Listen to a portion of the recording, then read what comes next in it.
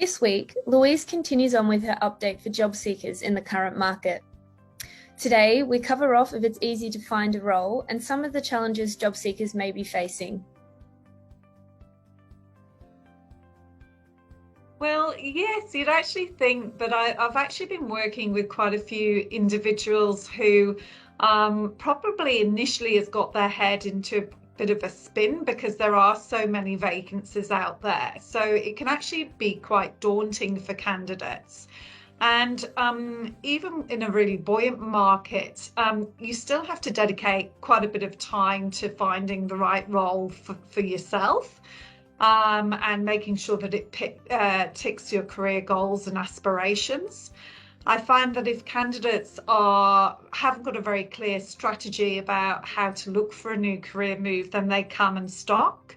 And some might apply for so many jobs that they get so confused and actually end up making a bad choice.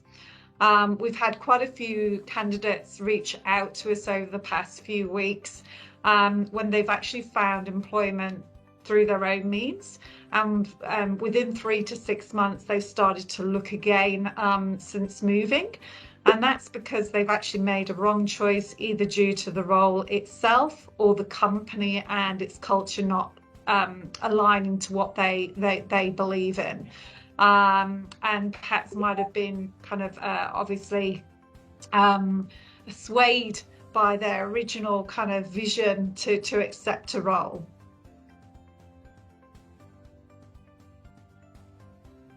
Well, I think a job seeker, before they decide to actually look externally outside of a move, really needs to, understand why they're making a move.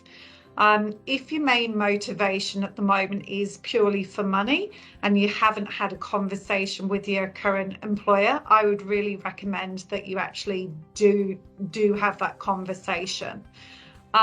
You need to also, though, be realistic as to what you might be looking in terms of a pay rise too. You can't suddenly demand a 30k pay rise if you don't have the right skills or knowledge. We're actually finding that quite a few junior candidates at the moment with only about 1 to 3 years experience are kind of feeling that they can demand 20k more without having the actual depth of experience.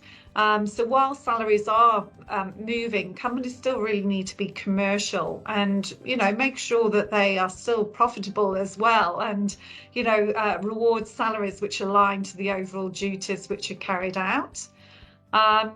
If though you feel that, you are salary isn't your main motivator and you've made up your mind to make a move, then you really need to also do a bit of soul searching as to what it is you're wanting to make in terms of a move. For instance, is it the company culture or values which is driving you to move? Is it lack of career development? Could it be because of poor leadership, boredom, or just needing a fresh challenge after the past couple of years?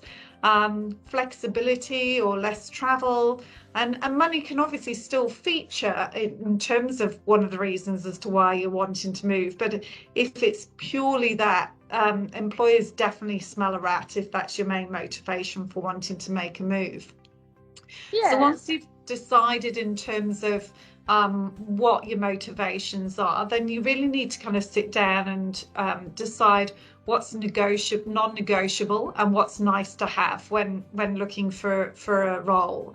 And then when you are attending or applying for jobs or attending interviews, you really need to use this as a reference sheet and rank each job accordingly.